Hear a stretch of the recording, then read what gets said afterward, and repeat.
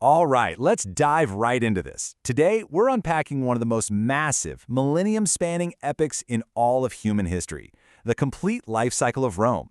We are going to trace the journey of a civilization that literally started out as a muddy encampment of outcasts, grew into an unstoppable machine that conquered 10% of humanity, and then, ultimately, buckled under its own colossal weight.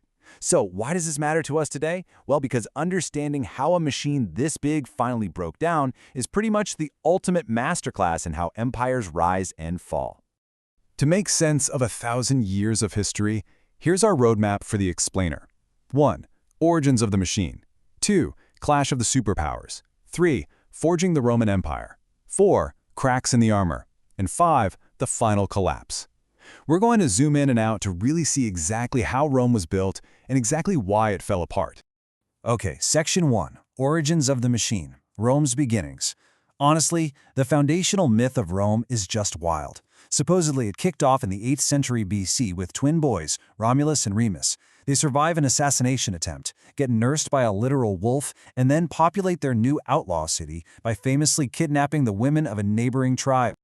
To really wrap our heads around this massive scope of history, it helps to see it in 3 distinct phases. Rome starts way back in 753 BC as a kingdom, but by 509 BC, after dealing with a particularly brutal king, the people basically said, "We've had enough of monarchs," and they set up the Roman Republic, ruled by elected consuls. And it actually wouldn't be until centuries later in 27 BC that the Republic fell and the Roman Empire as we know it was officially born. But, to really understand the Republic, you have to understand this defining early trauma. The Gauls invade, easily defeat the Romans, burn down most of the city, and only leave after squeezing a massive ransom and gold out of them. Talk about a grudge. This humiliating defeat became the definitive origin story for Rome's villain arc. It instilled this permanent ultra-militaristic adapt-or-die mindset. The Romans basically decided right then and there they could never be humiliated again, and they just started aggressively conquering everything around them. The huge takeaway here is that this profound early trauma completely hardwired Rome's cultural DNA to be relentlessly aggressive. Which brings us to Section 2, Clash of the Superpowers, the First Punic War. By 264 BC, Rome had taken over the Italian peninsula, but their unstoppable land army was about to run into its biggest challenge yet, right across the sea in Carthage. This era was the ultimate David versus Goliath situation. Early Rome was strictly land-based. They had a conscript citizen army and absolutely zero navy. None. Carthage, on the flip side, was an established, terrifying superpower. They had an immense, highly trained navy, unbelievable wealth, professional mercenaries, and, oh yeah, war elephants. I mean, on paper, Rome deciding to challenge Carthage at sea was basically a suicide mission. But when you dig into it, you realize Rome's actual superpower wasn't boats at all. It was adaptability. They engineered this crazy technological breakthrough called the corvus. Instead of trying to master complex, high-speed naval ramming maneuvers, which Carthaginian sailors spent years perfecting, they just built a heavy, rotating boarding bridge with a massive iron spike right on the end of it. The stubborn ingenuity they showed here is absolutely off the charts. First, they find a washed-up, wrecked Carthaginian ship and literally just use it as a blueprint. Second step, in just 60 days, they reverse engineer and build 100 of their own ships. Step 3, and actually scratch that, this is my favorite part. Since they had 0 actual sailors, they trained 30,000 oarsmen by having them practice rowing in unison on wooden scaffolds built on dry land. No water involved. Finally, they attached the corvus. The second a Carthaginian ship got close, boom, the Romans dropped the bridge, locked the ships together, and literally turned a sea battle into a land battle. It completely neutralized Carthaginia's maritime advantage overnight. Think about this number for a second. 300,000. That is the number of men involved in the Battle of Cape Ecnomus in 256 BC. That makes it the largest naval battle in antiquity, period. Rome fielded a massive fleet, crushed the Carthaginians, and kicked the door wide open to invade North Africa. But man, victory did not come easy. 534. That's the staggering number of ships Rome lost during this war. And here is the absolute wildest part. Most of them weren't even lost in combat. They were lost to massive, catastrophic storms because the Romans were so inexperienced at sea. Hundreds of thousands of Roman sailors and soldiers drowned. Literally any normal civilization would have thrown in the towel and surrendered. But Rome? They just kept building new fleets over and over, funded straight out of the private pockets of its citizens, until they literally bankrupted Carthage and won the war.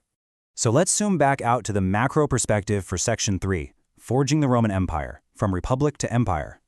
The spoils from those Punic Wars, plus knocking out their only real rival, got Rome completely addicted to hyper-expansion. They conquered places like Greece, Spain, and Gaul. But ironically, this endless expansion fundamentally broke the Republic. See, the military stopped fighting for the state and started fighting for whoever paid them, and that meant rogue generals. Enter Julius Caesar. He conquers Gaul, gets absurdly wealthy, and marches his loyal army right into Rome. As Caesar starts scooping up every title he can, dictator, consul, head priest, the Roman Senate basically has a collective panic attack. Oh God, he's becoming a king. The Republic had spent 500 years being deeply paranoid about kings, so they assassinated Caesar, thinking they were saving the Republic. But the public loved Caesar, so this assassination only plunged Rome into a massive, devastating civil war. Emerging from the ashes of that civil war was Caesar's adopted heir, Augustus, the very first emperor, and he instituted some incredibly smart reforms. He brought in 20-year professional enlistments, regular pay directly from the government, and guaranteed land grants for soldiers when they retired. By standardizing all of this, Augustus made sure that a soldier's loyalty flowed upward directly to the state, not sideways to some rebellious general with deep pockets. The big takeaway here is that this is a master class in shifting incentives. By fixing how the military got paid, Augustus launched a massive era of stability and centralized power. But that era of endless conquering, it eventually hit a brutal, bloody wall.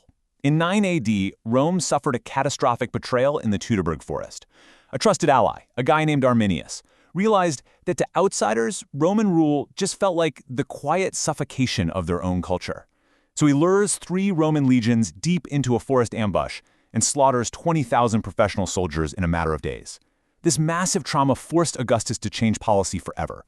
Rome essentially stopped pushing outward into Germania and started building permanent, hardened defensive borders, like along the Rhine River. Which leads us perfectly into Section 4, Cracks in the Armor, Internal Decay. Fast forward a century or two, and the very military machine that was designed to protect Rome starts rotting from the inside out, literally holding the entire state hostage. Honestly, nothing highlights this internal decay quite like the year 1903 AD. The Praetorian Guard was originally set up by Augustus as an elite protective unit just for the emperor. But over time, they realized something pretty dangerous. Since they physically controlled the palace, they controlled the whole empire. They assassinated the sitting emperor, and then, in a moment of pure, unbelievable absurdity, they openly auctioned off the title of Emperor of Rome to the highest bidder. A guy named Julianus actually bought it. He reigned for a grand total of 66 days before being executed. You literally can't make this stuff up. Welcome to the crisis of the 3rd century. Total, absolute chaos. The Roman state was just completely overwhelmed by these overlapping disasters. The economy? Crushed by hyperinflation. Politically? Emperors were being swapped out and assassinated on a weekly basis. The borders were buckling under simultaneous invasions from Persia in the east and Germanic tribes in the west. And just to top it all off, massive plagues were tearing through the cities. The empire was simply too huge and too unstable to be run the old way anymore. And that brings us to our final act. Section 5, the final collapse, terminal threats. The bloated, completely divided Roman state is about to face forces it just cannot fight off. As the empire fractured, the wealth, the intellectuals, the real center of power, it all moved east. In 330 AD, the capital shifted to the highly defensible Christian city of Constantinople. By 395, the east and west were permanently split. The original city of Rome just became this neglected, vulnerable ghost province.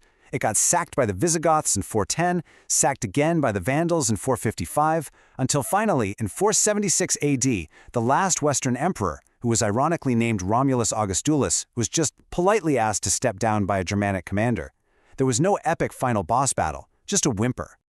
But what was the final catalyst that pushed the first domino for this Western collapse? It actually started in the late 4th century when a fearsome group called the Huns exploded out of the Eurasian steppe. They pushed tens of thousands of Gothic refugees right across the Roman border, begging for asylum. Rome let them in, but deeply corrupt Roman officials mismanaged the situation so terribly, exploiting and literally starving the refugees. Pushed to the absolute brink, the Goths revolted, destroyed a Roman army, and even killed the emperor on the battlefield. Once that border broke psychologically, a chain reaction of armed migrations just completely tore the Western Empire apart. Which leaves us with this final, really provocative question to consider. Was the collapse of Rome simply a failure of military might, or was it the inevitable consequence of a bloated, mismanaged empire that, completely unable to control or integrate the masses of displaced people within its borders, ended up basically importing its own future civil wars? It's an incredibly complex question about the very nature of empires, and honestly, it's one that historians are still fiercely debating today. Thank you so much for joining me on this incredible timeline, and I'll see you on the next explainer.